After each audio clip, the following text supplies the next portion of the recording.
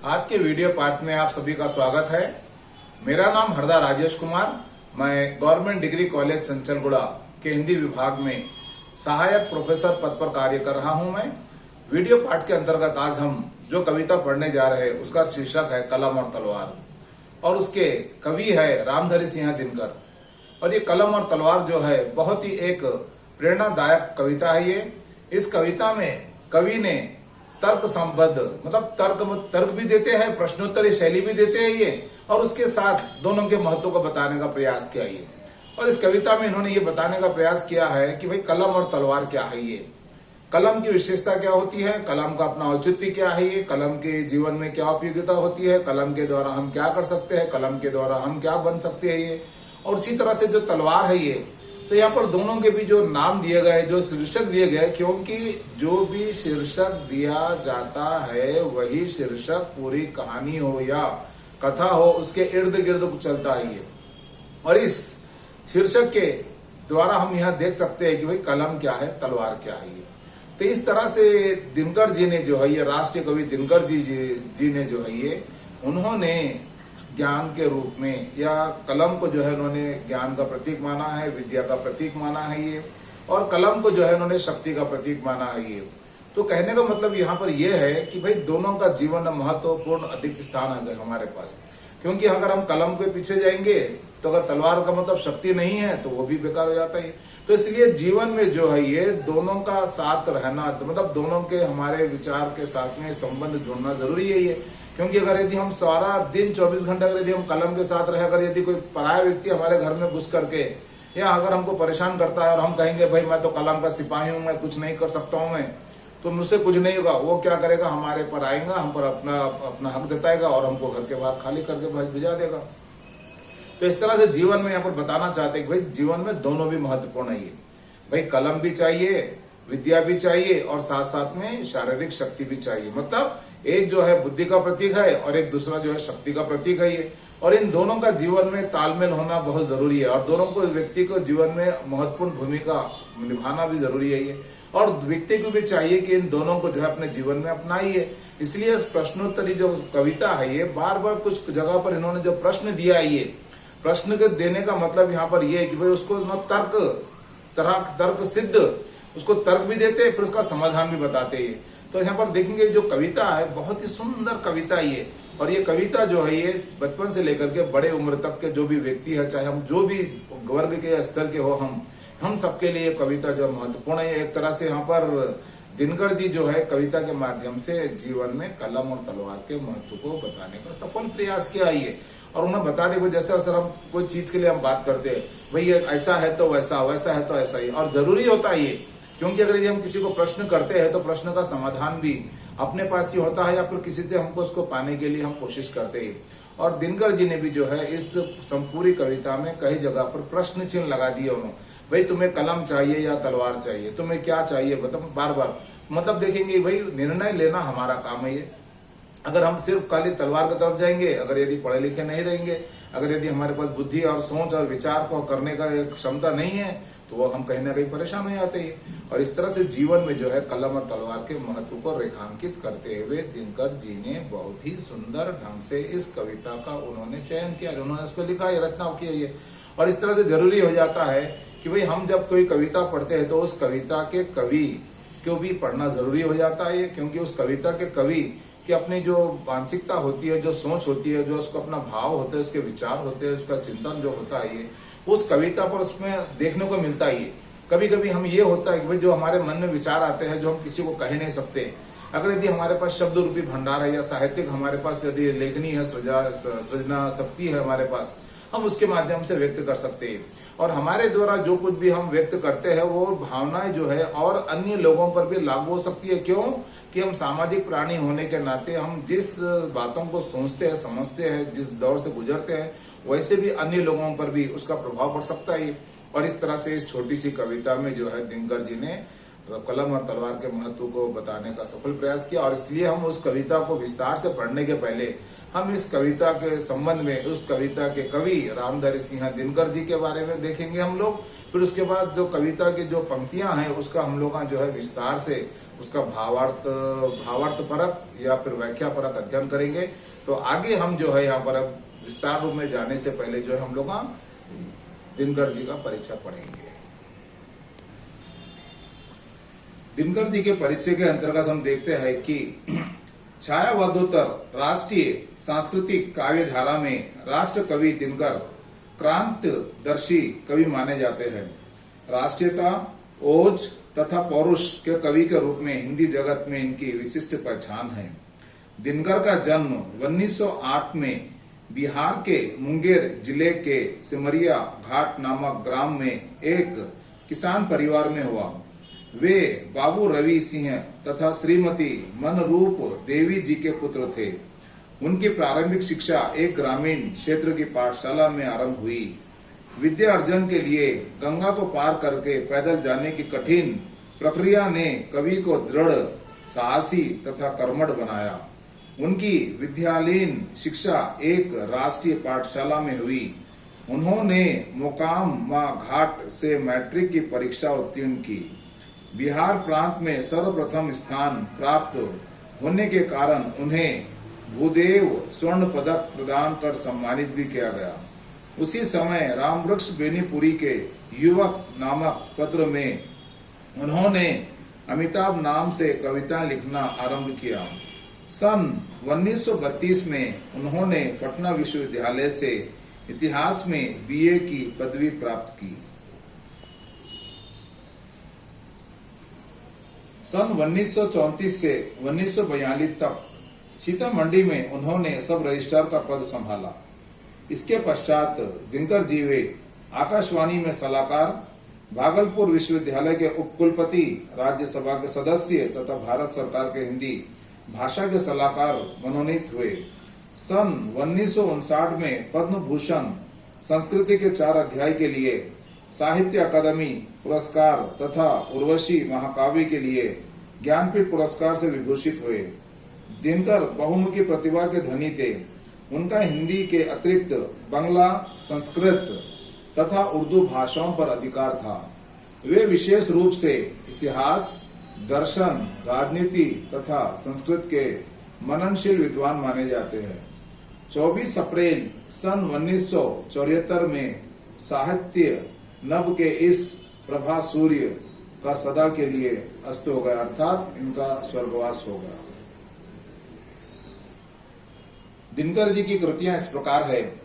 काव्य के रूप में हम देखते हैं रेणुका 1935 में उन्होंने लिखी है, हुंकार 1939, रसवंती 1940 में, द्वंद्व गीत 1940 में, सामधेनी 1946 में, बापू 1947 में, इतिहास के आंसू 1951 में, धूप और धुआं 1951 में, कुरुक्षेत्र 1946 में, रश्मि रति 1922 में, उर्वशी 1961 में, दिल्ली 1952 में, नील कुसुम 1954 में, नीम के पत्ते 1954 में, सीपी और शंख 1957 में, परशुराम की प्रतीक्षा 1963 में, कोयला और कवित्व 1964 में, मृत्यु तिलक 1964 में, आत्मा की आंखें 1964 में, हारे को हरिनाम 1970 में, रश्मि लोक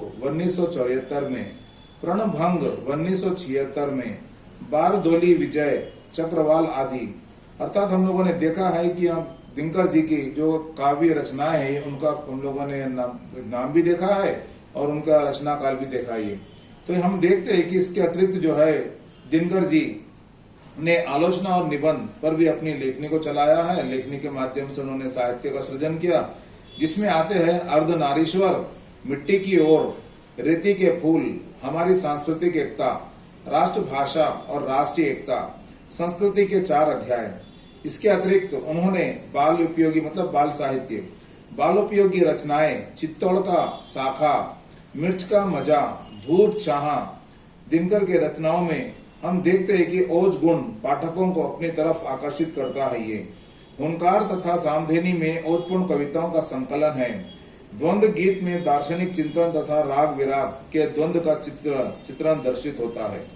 कुरुक्षेत्र को आधुनिक युग की गीता कहा जाता है।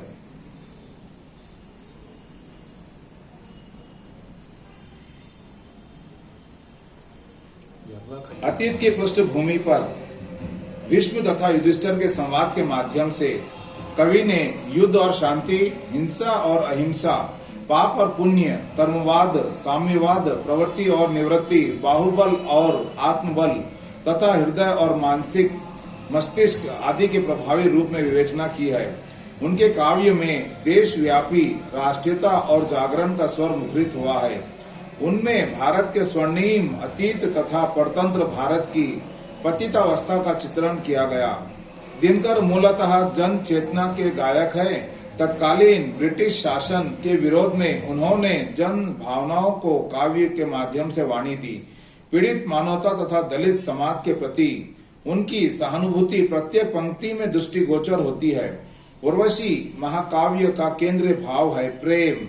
इसमें यहाँ प्रतिपादित किया गया है कि प्रेम केवल शरीर तक सीमित न रहकर मन और आत्मा के शिखरों को स्पर्श करता है। दिनकर की भाषा परिनिष्ठित खड़ी बोली है।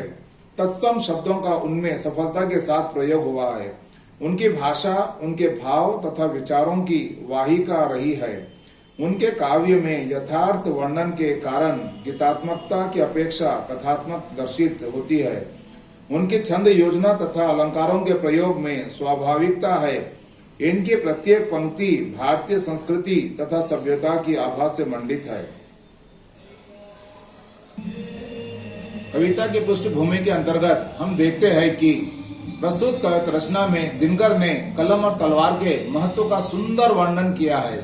कलम और तलवार का समय और संदर्भ के अनुरूप प्रयोग करने का संदेश देकर के पाठ को तर्कबद्ध ढंग से चिंतन करने पर विवश किया। आइए तो जो कविता है वह कविता इस प्रकार है। इन्होंने लिखा है, दो में से तुम्हें क्या चाहिए, कलम या कि तलवार?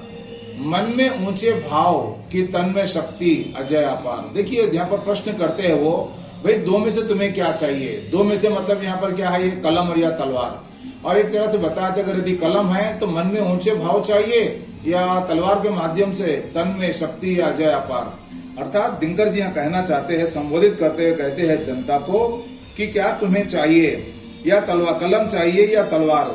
यदि मन में उन्नत भाव हो तो समाज के सम्मुख व्यक्त करने के लिए कलम चाहिए। यदि तुम्हारे शरीर में अपार शक्ति है तो विरोधियों से लड़ने के लिए तलवार लेना चाहिए, अर्थात तलवार की शक्ति को भी अपनाना चाहिए। पर कलम और तलवार किसी एक को चुनना आवश्यक है जिसमें तत्कालीन सामाजिक स्थिति में सुधार ला सके। मतलब कवि यहाँ पर कहना चाहते हैं भाई दो में से तुम्हें कुछ एक को चुनना चाहिए, परंतु हम देखते हैं कि हमारे समाज में हो या व्यक्तिगत जीवन में हो, अगर यदि हम बदलाव चाहते हैं तो इन दोनों का होना हमारे लिए जरूरी हो जाता है। ये आगे यहाँ पर लिखते हैं कवि कि अंध कक्ष में बैठे रचोगे ऊंचे मीठे गान, या तलवार पकड़कर जीतोगे बाहर जाकर के मैदान। अब बताना चाहते हैं कि अगर यदि हम बंद कमरे में होकर के बैठ करके खाली हम कलम लेकर के ऊंचे ऊंचे भाव लिखेंगे, या सिर्फ तलवार पकड़कर बाहर जाकर के, मतलब क्या, अगर यदि कोई हमारे देश की आजादी के लिए या फिर अपने स्वयं की रक्षा के लिए अगर यदि जरूरत पड़ती है तो हम उसको भी बाहर जाने के लिए तलवार को लेना पड़ेगा। तो मतलब देखिए यहाँ पर उन्होंने प्रश्नोत्तरी शैली के माध्यम से कितना स्पष्ट बताना चाहा है कि अंध कक्ष में बैठकर देश के ऊपर मीठे गान लिखते रहोगे, या तलवार लेकर के मैदान में सबके साथ लड़ोगे। ध्यान का दीप जलाकर सारे हृदयों में चेतना लाओगे, या तलवार लेकर सबकी रक्षा भी करोगे। कलम देश के लिए महान शक्ति है। देखिए देश कलम जो है, ये हम जो है कई लोगों को कलम के माध्यम से जागृत कर सकते हैं, चेतना भर सकते हैं। ये इसलिए कवि ने माना है कि भाई कलम देश के लिए महान शक्ति है, क्योंकि इसके द्वारा जनता में भाव जगा सकते हैं और सारी जनता में चेतना की आग हम उत्पन्न कर सकते हैं। अर्थात कलम के माध्यम से यहाँ पर लेखक ने, कवि ने बताना चाहा कि भाई हम कलम के द्वारा जो है समाज में, देश में राष्ट्रीय भावनाओं को हम जागृत कर सकते हैं, लोगों में चेतना भर सकते हैं, जोश भर सकते हैं, ओज भर सकते हैं, उमंग भर सकते हैं, साहस भर सकते हैं, धैर्य भर सकते हैं। और आगे यहाँ पर कवि पंक्तियों में कवि लिखते हैं, जला ज्ञान का दीपक सिर्फ फैलाओगे उजियाली, मतलब सिर्फ खाली कलम के माध्यम से खाली ज्ञान के उजाले को फैलाओगे, या फिर केवल ज्ञान की रोशनी को ही तुम फैलाओगे, अथवा उठा कृपाण, कृपाण का मतलब तलवार, करोगे घर की भी रखवाली, सिर्फ खाली तुम जो है शिक्षा के माध्यम से, पढ़ाई के माध्यम से, कलम के माध्यम से सिर्फ खाली जो है ज्ञान के दीपक को फैलाओगे या तलवार लेकर के अपनी खुद की और देश की रक्षा भी करोगे।